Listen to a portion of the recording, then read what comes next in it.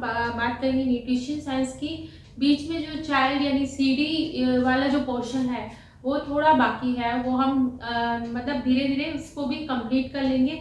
अभी फिलहाल जो है इम्पॉर्टेंट चीज़ों को हम पहले डिस्कस कर रहे हैं, जैसे कि रोग हैं, डिजीज वगैरह है। इसके अलावा जो प्रोटीन विटामिन्स हैं, कार्बोज जो हैं, तो वो मैंने आपको पहले भी करवा रखे हैं और वो आप जाके प्लेलिस्ट में चेक कर सकते हैं। आज हम बात कर रहे हैं डिजीज के बारे में, जो कि मेटाबॉलिज्म से रिलेटेड, हमारा जो दिनचर्या है उससे रिलेटेड कुछ बीमारियां होती हैं, उन्हीं की वजह से जो बीमारियां होती हैं उन्हीं के बारे में हम आज डिस्कस करेंगे। डायबिटीज, मधुमेह यानी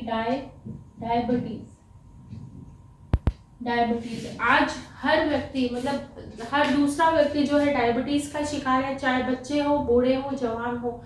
जो डायबिटीज, जो भारत है डायबिटीज की दूसरी राजधानी कहलाती है। तो इसका रीजन ये है कि हमारा जो इंडियन फूड है उस पर सबसे ज़्यादा जो मात्रा देखी जाती है ऊर्जा यानी एनर्जी, जो हम सभी जानते हैं कि हम फूड खाते क्यों है, एनर्जी के लिए खाते हैं। एनर्जी का सबसे अच्छा स्रोत जो है हमारे इंडिया में वो है कार्बोज, और कार्बोज का बहुत बड़ा हिस्सा जो है हमारी डाइट में लिया जाता है। तो इसी वजह से जो है कार्बोज का जब मेटाबॉलिज्म सही से नहीं हो पाता है तभी ये डायबिटीज देखी जाती है। और हम सभी जानते हैं ये होता क्यों है, तो चलिए आगे हम डिस्कस करते हैं। सबसे पहले कुछ इम्पॉर्टेंट चीज़ों के बारे में हम डिस्कस कर लेते हैं। पहला है डायबिटीज दिवस। डायबिटीज डे कब मनाया जाता है, तो ये मनाया जाता है 14 नवंबर को। डायबिटीज के कुछ मेन सिम्टम्स होते हैं जिनको देख के हम पहचान सकते हैं कि इस व्यक्ति को डायबिटीज है। तो ये वन बाय वन मैं आपको करके दिखा देती हूँ। नीचे वाला आपको नहीं दिखाई दे रहा होगा। पहला है जीरोस्ट्रोमा में क्या होता है, जीरोस्ट्रोमा में हमारा जो भी डायबिटीज पेशेंट होता है उसका मुंह सूखता है, उसको प्यास लगती है। नेक्स्ट आपका है पॉलीडिप्सिया। इसके बाद जीरोस्ट्रोमा के बाद में आपका है पॉलीडिप्सिया। पॉली का मतलब क्या होता है, पॉली का मतलब होता है ज्यादा, डिप्सिया का मतलब प्यास लगना। तो बार बार प्यास लगने की जो स्थिति होती है वो कहलाती है पॉलीडिप्सिया, बार बार प्यास लगना। इसके बाद हम बात कर लेते हैं थर्ड जो सिम्टम है उसकी, और वो है पॉलीफेजिया। पॉलीफेजिया का मतलब है बार बार भूख लगना, बार बार भूख लगना। तो बार बार भूख लगने का रीजन ये होता है कि जब डायबिटीज होती है व्यक्ति को, तो हमारी जो शरीर है इसके अंदर जो अग्नाशय है यानी पैनक्रियास जो होता है, यहाँ पर जो पैनक्रियास होता है हमारा, पैनक्रियास से निकलने वाली बीटा सेल्स जो है इनमें इससे इंसुलिन निकलता है। बीटा सेल से इंसुलिन निकलता है डायबिटिक, और ये इंसुलिन ही जो कार्बोज है उसका मेटाबॉलिज्म करने में सहायक होता है। डायबिटीज की स्थिति में ये होता है कि जैसे कि हमने खाना खा लिया, खाना खाने के बाद में वो डाइजेस्ट तो हो जाता है हमारे शरीर में, मतलब जो भी डायबिटिक पेशेंट होता है उनको डाइजेस्ट हो जाता है। बट होता क्या है, इसमें डाइजेस्ट होने के बाद में जो ग्लूकोज है वो ग्लूकोज जो है ब्लड में ही घूमता रहता है, यानी हमारी कोशिकाओं को, हमारी सेल्स को वो इजीली नहीं मिलता है, मिल नहीं पाता है कोशिकाओं को। यही रीजन है कि जो डायबिटिक पेशेंट होते हैं उन्हें बार बार भूख का एहसास होता है। तो पॉलीफेजिया जो है इसमें व्यक्ति को बार बार भूख का एहसास होगा। नेक्स्ट जो है वो है पॉली का मतलब है ज्यादा, और यूरिया यानी बार बार मूत्र विसर्जन। इसमें होता क्या है, बार बार मुंह सूखता है, यानी जीरोस्ट्रोमा, और मुंह सूखने की वजह से व्यक्ति जो होता है बार बार पानी पिएगा, इसी वजह से उसे बार बार मूत्र विसर्जन का लगता है। एक तरीका और होता है, जो डायबिटिक पेशेंट होते हैं, आपने कई बार देखा होगा नॉर्मली अपने घर पर भी, कि जो डायबिटिक पेशेंट होते हैं वो जब वो वॉशरूम वगैरह जाते हैं तो उस वहां पर आपने चींटे देखे होंगे, तो वो रीजन क्या होता है, क्योंकि ब्लड में ही हमारा जो ग्लूकोज है वो सेल्स को तो मिला ही नहीं, वो ब्लड में ही घूम रहा है ग्लूकोज, और फिर ये जो ग्लूकोज है इसका डाइजेशन होगा तो ये मूत्र के द्वारा बाहर निकल जाता है। इसी वजह से जो डायबिटीज है, इसे डायबिटीज के अलावा चीनिया पेशाब भी कहते हैं, इसी वजह से कहते हैं। तो ये हमारा हो गया है इंसुलिन। और इंसुलिन जो है एक हार्मोन होता है, ये भी पूछ लिया जाता है कई बार। इंसुलिन एक हार्मोन होता है और इसमें जो है 51 एमिनो अम्ल पाए जाते हैं। कितने पाए जाते हैं? 51 एमिनो अम्ल पाए जाते हैं। हमारे शरीर में जितने भी एंजाइम हैं, जितने भी हार्मोन्स हैं, ब्लड है, एचबी वगैरह जो भी है, वो प्रोटीन का बना हुआ है। और आप सभी जानते हैं कि प्रोटीन की सबसे छोटी और सूक्ष्म इकाई कौन सी है? वो है माइक्रो, जो आप कहेंगे यूनिट जो है वो कौन सी है? एमिनो अम्ल है। और ये जो ये इंसुलिन हार्मोन है, ये आपके 51 एमिनो अम्ल से बना हुआ होता है। और आपने देखा होगा, पढ़ा भी होगा, मैंने पढ़ाया है अपनी पिछली क्लासेस में, कि जो एमिनो अम्ल होते हैं वो 2 तरह के होते हैं। 10 तो हमारे शरीर के लिए एसेंशियल होते हैं और 10 हमारे शरीर के लिए जरूरी नहीं होते हैं। तो आप देख लें वहां पे जाके।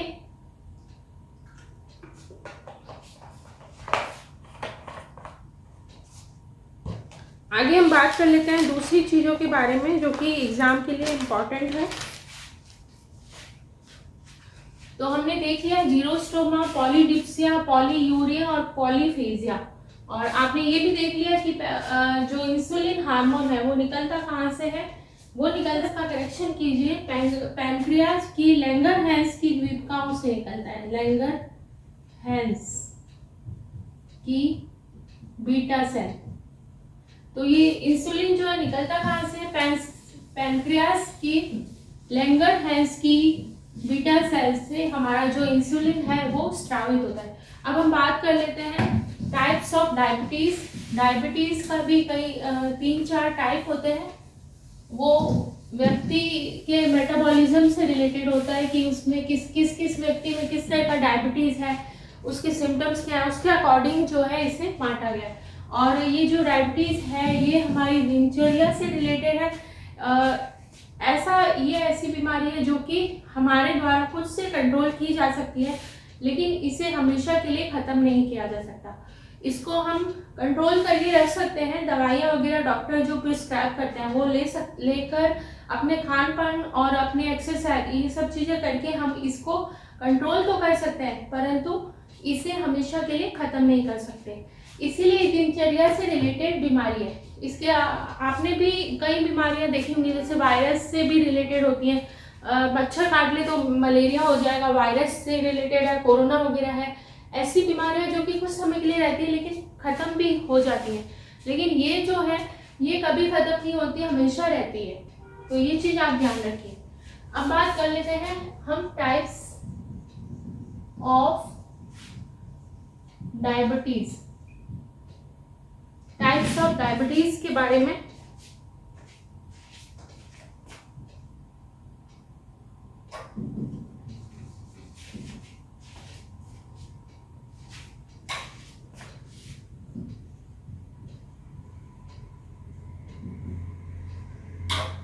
या फिर जिसको हम कहते हैं मधुमेह। तो ये टाइप 1, टाइप 2 इस तरह से रहता है। और साथ साथ आप इसका स्क्रीनशॉट जरूर लेते रहें। फर्स्ट है IDDM, दूसरा ये है आपका टाइप 1 और इसका फुल फॉर्म है insulin dependent diabetes mellitus. Insulin dependent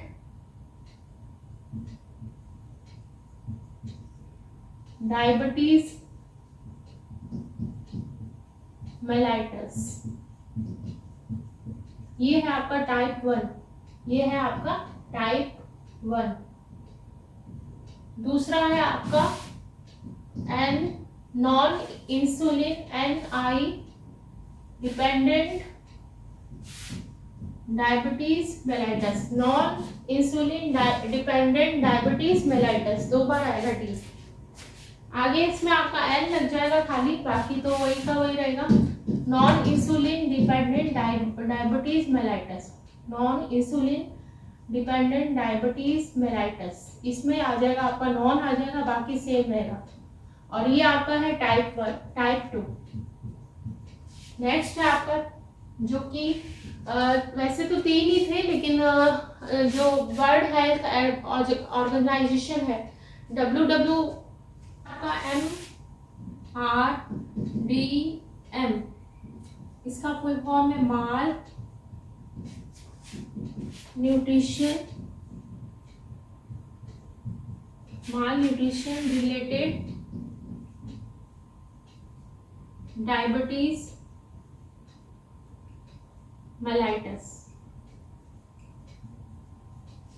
इसमें अब ये तीनों चीजें हमने देख ली, अब 1 बाय 1 इनको डिटेल में देख लेते हैं। और ये आपका पूछ लिया जाता है, कई बार फुल फॉर्म भी पूछा जाता है, नेट में पूछा भी गया है फुल फॉर्म।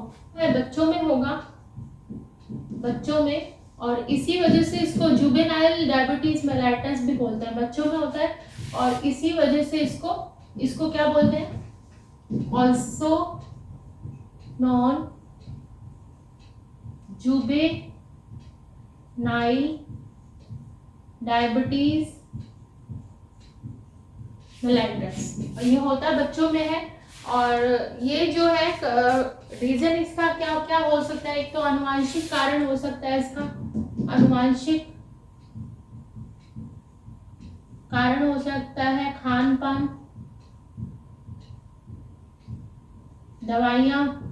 कई बार क्या होता है हम मतलब जब बच्चा बीमार होता है या कुछ भी होता है तो दवाइयाँ जो है वो हमारी पैनक्रियास को बहुत ज़्यादा इफेक्ट करती है। तो ये दवाइयाँ होती हैं, जैसे कि थोड़ा सा भी सिर दुख रहा है तो हमने पेन किलर वगैरह ले लिया या कुछ भी है, तो ये डिस्प्रिन है, ये इस तरह के पेन किलर जो दवाइयाँ होती है वो हमारे पैनक्रियास को इफेक्ट करती हैं। पेन किलर्स ये सब दवाइयाँ भी हैं। इसके अलावा खान पान तो है ही, और हमारी जो भाग दौड़ वाली ज़िंदगी है उसकी वजह से भी होता है। इसके अलावा जो एक्यूट स्ट्रेस है, सबसे ज़्यादा जो कारण है आज अभी इस समय, जब भारत जो है डायबिटीज़ की दूसरी राजधानी कहलाया है, रीज़न ये है कि बहुत ज़्यादा स्ट्रेस लोगों में देखा जा रहा है। आज हर व्यक्ति किसी न किसी परेशानी में उलझा हुआ है, इस वजह से भी एक्यूट स्ट्रेस, चिंता जो है चिता के समान होती है, तो ये चिंता भी कारण होता है डायबिटीज मेलाइटस का। इसके बाद में नेक्स्ट जो है आनुवंशिक कारण भी है, वो तो हमने देख ही लिया है। और आपका वातावरण है, जो आपको बताई दिया कि प्रतिरोधक दवाइयाँ जो है मतलब हम बुखार होने के बाद में 2 तरह की दवाइयाँ लेते हैं। एक तो आप बुखार को हटाने के लिए लेते हैं, एक एंटीबायोटिक लेते हैं कि उससे ये चीज़ खत्म हो जाए। तो ये एंटीबायोटिक्स हैं, पेन किलर्स हैं, ये भी हमारे पैनक्रियास को इफेक्ट करती हैं, इसी वजह से ये प्रॉब्लम हो जाती है। इसमें क्या होता है, इसमें इंसुलिन बनता ही नहीं है। इंसुलिन डिपेंडेंट डायबिटीज मेलाइटस जो है डिपेंडेंट है, मतलब इसमें इंसुलिन नहीं बनता, इंसुलिन बनेगा ही नहीं, इसमें ऊपर से ही लेना पड़ता है पूरे जीवन भर। या तो व्यक्ति वो डॉक्टर प्रिस्क्राइब करता है, या तो इंजेक्शन लेने पड़ते हैं, या फिर दवाइयाँ तो बहुत कम होती है, इसमें इंजेक्शन ही व्यक्ति को पूरे जीवन भर लेनी पड़ती है। और ये 20 साल तक के जो वयस्क है और बच्चों में ये देखा जाता है। नेक्स्ट जो है वो हम बात कर लेते हैं नॉन इंसुलिन डिपेंडेंट। ये जो है 40 के बाद में होगा, ये 40 के बाद ये जो है इसमें इंसुलिन तो बनता है लेकिन वो सही ढंग से काम में नहीं आ पाता है शरीर में, और वो कार्बोज का सही से मेटाबॉलिज्म नहीं कर पाता है, और इसी वजह से जो सेल्स है उसमें वो ऊर्जा जाने की बजाय ब्लड के अंदर ही घूमने लगता है ग्लूकोज। तो यही रीज़न है, 40 के बाद होता है। और इसमें जो है इंसुलिन बनता है, इसीलिए हम इसको non insulin dependent diabetes mellitus कहते हैं। इसके भी वही रीज़न है, आनुवंशिक कारण है, खान पान है, इसके अलावा एक्यूट स्ट्रेस है, या फिर आपका जो एंटीबायोटिक जो दवाइयाँ हैं वो भी इसका रीजन है। नेक्स्ट है MRDM, ये है, ये जो अभी जो है वर्ल्ड है, WHO जो है उसने इसको इन्वेंट किया है। उनके हिसाब से जो माल न्यूट्रिशन वाले जो बच्चे होते हैं, जिनमें न्यूट्रिशन की कमी होती है, कुपोषण के शिकार होते हैं, उनमें भी डायबिटीज देखा जाता है। और वो है कौन सा? माल न्यूट्रिशन रिलेटेड डायबिटीज मेलाइटस। एक और डायबिटीज है जो कि अस्थायी समय के लिए रहती है और फिर अपने आप ही स्वतः ही खत्म हो जाती है, उसके बारे में भी देख लेते हैं, जो कि होती है गर्भावस्था में और उसके बाद में स्वतः ही खत्म हो जाती है। एक आपका है जेस्टेशनल डायबिटीज, ये होती है गर्भावस्था के समय, गर्भावस्था के समय। और गर्भावस्था जब समाप्त होती है तो ये डायबिटीज भी स्वतः ही समाप्त हो जाती है, तो ये अस्थायी होती है, अस्थायी। तो ये आप स्क्रीनशॉट ले लें, तब तक हम पानी पी लेते हैं।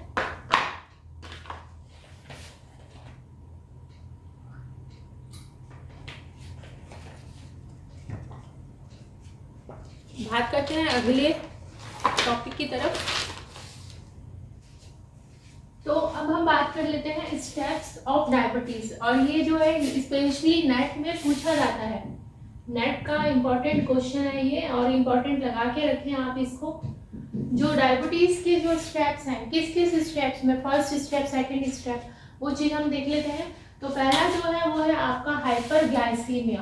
पहला है आपका हाइपरग्लाइसीमिया। हाइपर का मतलब होता है ज्यादा, और ग्लाइसीमिया का मतलब होता है ग्लूकोज का बनना। तो इसमें क्या होता है, ग्लूकोज जो है, हमारा ब्लड जो है उसमें ग्लूकोज का जो स्तर है, जो लेवल है, वो बढ़ा हुआ दिखता है इसके अंदर। इसमें क्या होता है, ब्लड में ग्लूकोज का लेवल बढ़ना। आपने अपने घर पर भी जनरली देखा होगा, जो जहाँ आप शुगर वगैरह जो है दादी नानी नापते हैं, थोड़ा सा प्रिक करके और ब्लड लेते हैं और उससे देखते हैं कि ब्लड में शुगर का लेवल क्या है। तो सबसे शुरुआत इसी से होती है, शुगर का जो लेवल है ब्लड में बढ़ जाता है। तो नॉर्मली जो ब्लड में शुगर का लेवल होना चाहिए वो होना चाहिए 80 to 120 होना चाहिए।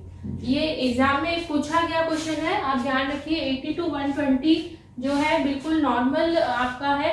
80 जो आपका है मतलब खाने से पहले का है, और 120 जो है बाद का है। मतलब 80 फास्टिंग वाला है, और बाकी जो आफ्टर आप लंच या डिनर कर लेते हैं उसके बाद में 120 अगर आपका ब्लड लेवल आ रहा है, शुगर का लेवल अगर आ रहा है, तो आप नॉर्मल है, आप डायबिटिक पेशेंट नहीं है। नेक्स्ट जो है वो है ग्लाइकोसूरिया। ग्लाइकोसूरिया, इसमें क्या है, यूरिया का बनना शुरू हो जाता है। हम ग्लाइकोसूरिया, इसको आप इस तरह से याद कीजिए, ग्लाइको और सूर्या यानी यूरिया। ग्लाइको का मतलब हुआ ग्लूकोज, और सूर्या का मतलब हुआ यूरिया, यानी जो ग्लूकोज जो आपका यूरिन है उसमें शुगर का बनना जो है वो कहलाता है ग्लाइकोसूरिया। यूरिन में शुगर का बनना, शुगर का बनना, तो यूरिन में जो शुगर का बनना है वो कहलाता है ग्लाइकोसूरिया। ग्लाइकोसूरिया। और पॉलीयूरिया हम जानते हैं कि बार बार मूत्र विसर्जन करना, वो है पॉलीयूरिया के अंदर आता है। जीरोस्टोमा का मतलब होता है बार बार मुख का सूखना। पॉलीडिप्सिया का मतलब है बार बार प्यास लगना। और फटीग यानी थकान।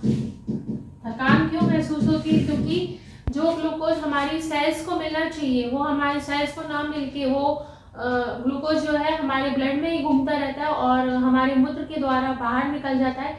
इसी वजह से व्यक्ति को बार बार थकान भी महसूस होती है, और इसी समय जो है लॉस ऑफ वेट भी होता है, क्योंकि जब ऊर्जा सेल्स को मिलेगी तभी तो हमारा वेट बढ़ेगा। अगर सेल्स को ऊर्जा मिल ही नहीं रही है तो फिर वो वेट भी नहीं बढ़ेगा। जो डायबिटिक पेशेंट होते हैं वो धीरे धीरे उनका जो ब्लड जो उनका वेट होता है वो बहुत ही कम होने लगता है। तो एक तरह से जो डायबिटीज़ वाली बीमारी है ये व्यक्ति के शरीर को पूरी तरह से खोखला कर देती है। इसमें जो पेशेंट होते हैं उनकी आईसाइट भी वीक हो जाती है, उनके बाल भी कम हो जाते हैं। तो ये सारी समस्याएं उनको देखनी पड़ती है। नेक्स्ट स्टेप जो है वो है आपका कीटोनिया। कीटोनिया यानी कीटोन। कीटोन होता क्या है? तो कीटोन जो है, कीटोन वसा का टाइप है। इसमें होता क्या है कीटोनिया में? इसमें जब हमारे शरीर यानी सेल्स को जब ग्लूकोज से ऊर्जा नहीं मिल रही है तो फिर ये जो फैट है, हमारे ब्लड में ही होता है फैट भी, और ये फैट हमारे शरीर को ऊर्जा देने लगता है। जब ये फैट हमारे शरीर को टूटकर ऊर्जा देने लगता है तो उसकी वजह से कीटोन बॉडीज बनने लग जाते हैं जो कि हमारे लिए खतरनाक होते हैं। और नेक्स्ट आपका है कीटो यूरिया। इसमें जो है कीटोन्स जो होते हैं वो यूरिया के द्वारा निकलने लग जाते हैं। नेक्स्ट है डायबिटिक कोमा। इसमें जो है कई बार डायबिटिक का अटैक भी आ जाता है, डायबिटीज का। इसमें चक्कर आ जाना बहुत ज़्यादा, जब शुगर लेवल बढ़ जाता है चक्कर आ जाना, ये सब चीज़ें देखी जाती है। और व्यक्ति तो आपने स्क्रीनशॉट ले लिया होगा। और आज की क्लास में हम इतनी ही बात करेंगे। नेक्स्ट क्लास में हम बात करेंगे डायबिटीज़ को नापने के तरीके क्या हैं, उसके टेस्ट क्या होते हैं और उसमें क्या क्या सावधानियां हमें रखनी चाहिए जिससे कि खान पान वगैरह में, जिससे कि जो डायबिटीज़ है उसे कंट्रोल किया जा सके। तो आज की क्लास में इतना ही। Thank you so much. और इसी तरह से बने रहिए आपके अपने educational channel home science with Pooja के साथ, जिसका मूल मंत्र है ऑलवेज सक्सेस। मिलते हैं कल की वीडियो में। Thank you so much.